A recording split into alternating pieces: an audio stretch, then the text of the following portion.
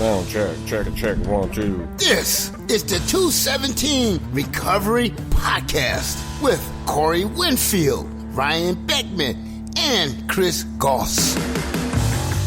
And two of those three are not on the podcast tonight. No.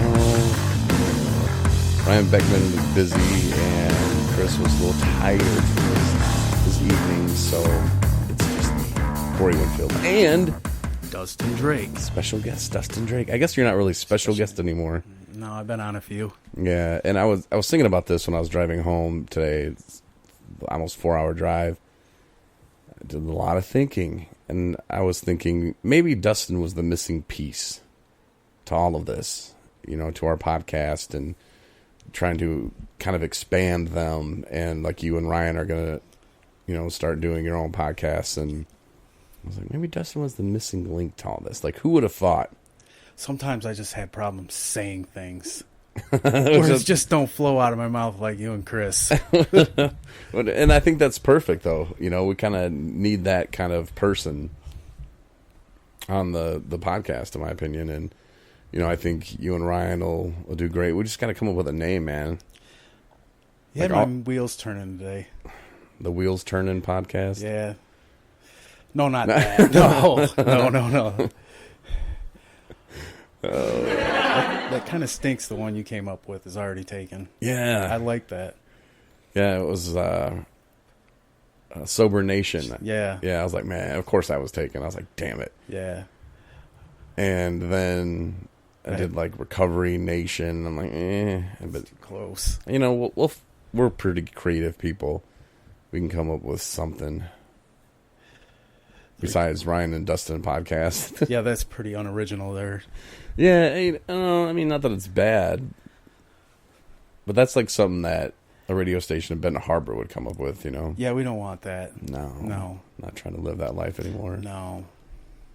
But so you had a pretty eventful day. I had a great day. Yeah. I got to see my brother and my mom. They drove 5 hours right from Corey's neighborhood up here to see me. They got a hotel. We went out to eat and then just chilled at the hotel and talked. Nice. Yeah. It was nice seeing them. Did they hit you with you look amazing? Every time. Yeah. Every time. Let's get the stages going on here. I think I'm in stage 2 right now. Yeah? Yeah. Other than that, it was a fun day. It feels good to see when family members, people who really know you and that have known you your whole life, can look and see, okay, now this is and they might have used this term too, the real Dustin's coming back. And you read minds, don't you? No, I've been there, man. I've had my family look at me, sister, brother, they're all like, oh, the real Corey's coming back. Like, this is awesome. Because this is what they would tell me, you're a pretty awesome guy and we love you and this is really you and this is awesome. And it feels really good. It does, man. And I know people say this all the time, but you'll feel different. I do. You do? Yeah, I do. But in a good way. It is a good way. I'm thinking more clearly, as you want to call it. Mm-hmm. Where before I just didn't care. No, and I think you realize more, too, when you are thinking clearly that things that you do, as minor as they may seem, or as quick decision as you're usually trying to make, like, oh, let me go do this, let me do that. But those little decisions sometimes can really turn everything on its side, Yeah. Or it can send you down a path of good. A good or hell. Which you've made some really good decisions. And you can say, yeah, someone told you to do this or someone told you to do that or whatever. But you ultimately made the decisions. I'm still at that point where I need a little guidance. Yeah, and that's fine. A little hint. Hey, stupid, wake up. Here's your cape. Yeah. Captain Save-A-Ho. This reminds me in my closet every day. Did you show that to your mom? And yeah, brother? She goes, you're stupid. And then I wore my shirt out there. And she goes, what the hell you got on? She goes, you're not wearing that to dinner. Dustin has this Captain Save-A-Ho shirt that I made him with the picture that he was posing with the tampons that he was buying for this woman who's... Ugh. I can't help it. I have strong feelings for her. I've known her forever. I guess I am playing save a hoe. Yeah. But Not that she's a hoe, but I guess, Yeah. you know. But, well, I mean, you can offer help and support, but, you know, it is what it is. another And- good. Oh, go ahead. You know, when people like reach out and ask to help, you know, ask for help, and it's something as simple as, hey, shipping her a box of tampons. Yeah. You know, she's not wanting you to move her and her kids into your house or anything. You know, The one thing about this girl is she's never asked me for anything. She may have hinted about tampons because she has pretty much hit bottom, yeah. Well, and I offered. I did offer. you just wanted to say what size. Yeah, she said get the variety pack. I did tell her I got her the pearls, and she was like, "Oh, those are the good ones." Whoa, yeah. See, see, Mhm. Pays off to wear your cape in Walmart. pays off to have a daughter. Yeah, so it was a good day. Another good note is another girl I was talking to. I don't know if I mentioned this on the last podcast. She got out of jail, and she is in rehab. Finally. Nice. Took 4 shots to even get in the door, but she made it. We'll see how this round goes. 4 shots. No, not like that. Oh. 4 times of going to the door, walking back, going to the door. Oh, okay. Yeah. Sorry. Just different ways I could Gotta have watch my mouth. taken that. Yeah. So at least she's there now. Yeah. You know, it's a start. The first part is admitting that, yeah, you have a problem. And then it's coming to terms with, okay, now I need help. Because for me, I wanted to do it on my own. I didn't need stupid rehabs. I didn't need meetings. I didn't need any of that. Who needs that stuff? Yeah, those other people do. Not me. I can No. do this myself. Yeah, it didn't work out too well for me, though.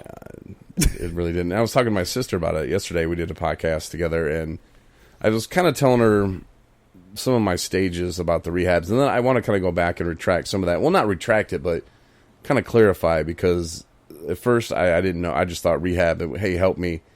I didn't realize, you know, that it was a business and it was about money, and some of the things that were said to me about, oh, don't worry about paying us back. That's why we charge so much, is so we can charge the insurance companies. It's all about the money. And and then, you know, having a facility, you know, telling me, well, I have to be dual diagnosis so they can bill the insurance more money. And then, you know, of course, they're a business. They have to make money. And there's nothing wrong with, you know, recovery centers making money. Nothing wrong at all.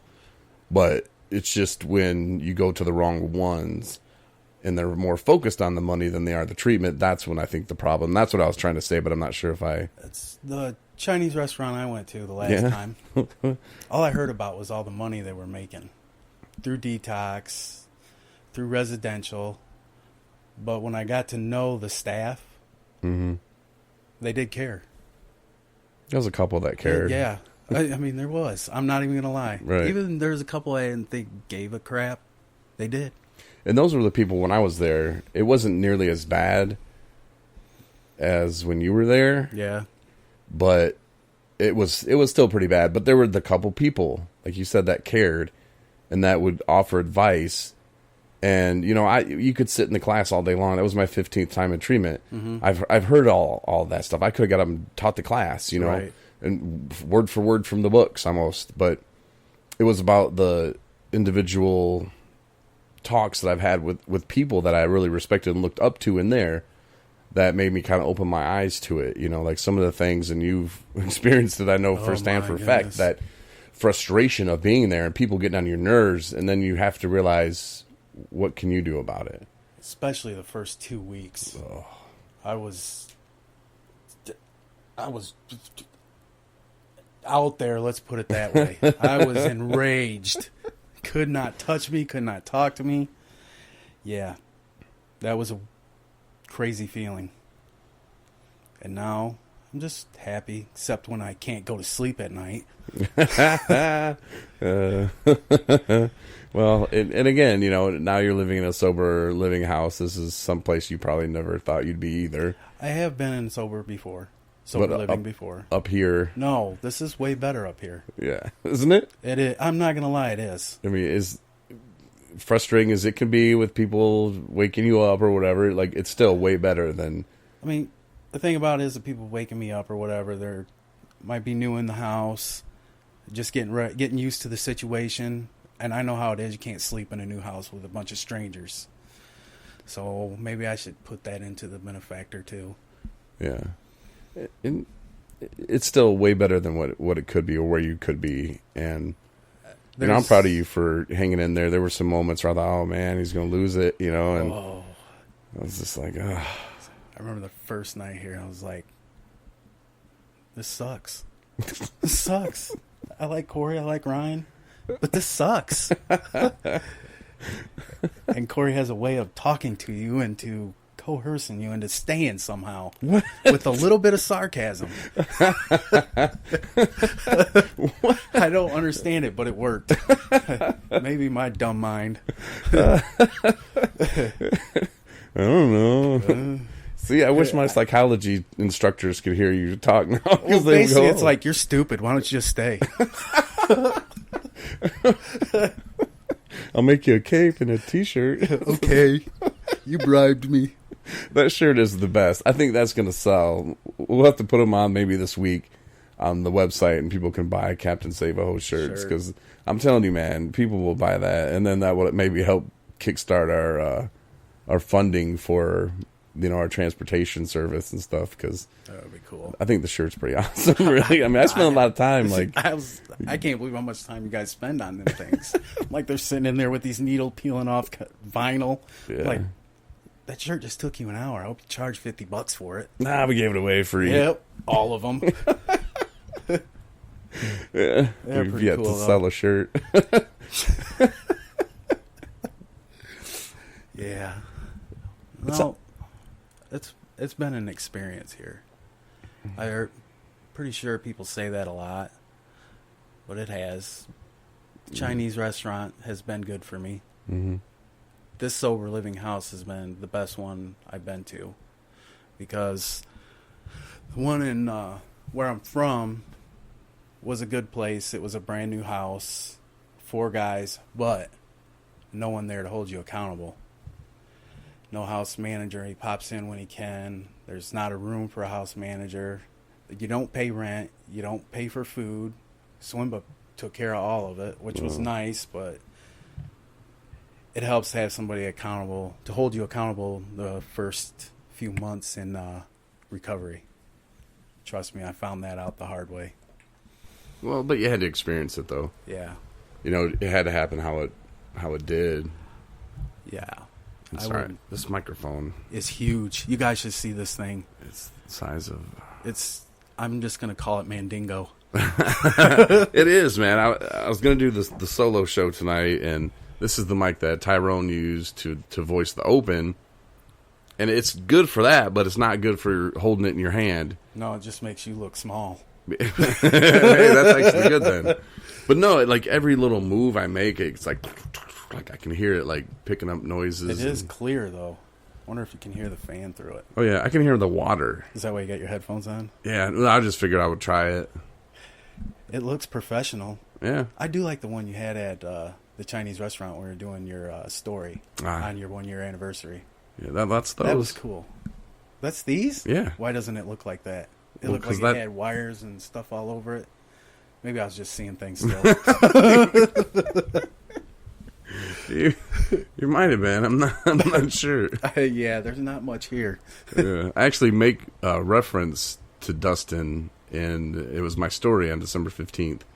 I told my story in front of a live audience, and I don't think I was supposed to mention your name, and I'm like, yeah, Dustin back there. I'm like, oops. It's all good. But it's kind of funny thinking about it now. Like, you can go back and listen to him, like, I was there for that, man. Yeah. Oh my gosh. I was there, dude. Yeah, I don't care if my name's spread all over. No. I don't. I did it. Yeah. I don't care. Ain't nothing wrong. The way you're living today is good. So yeah, people can judge you all they want on your past. You can't do anything about it. Nope. Can't do anything. It's always there. The stuff you can live today for how you want people to see you today. And those people that are going to judge you and talk smack or whatever, think whatever, that's none of your business. And it is what it is, man. Yeah, that's... I wish I could say the F word on here because they had that little TED Talks thing where you get the F-bucks. Oh. I kind of like that one. I'll have to check that out. I don't know.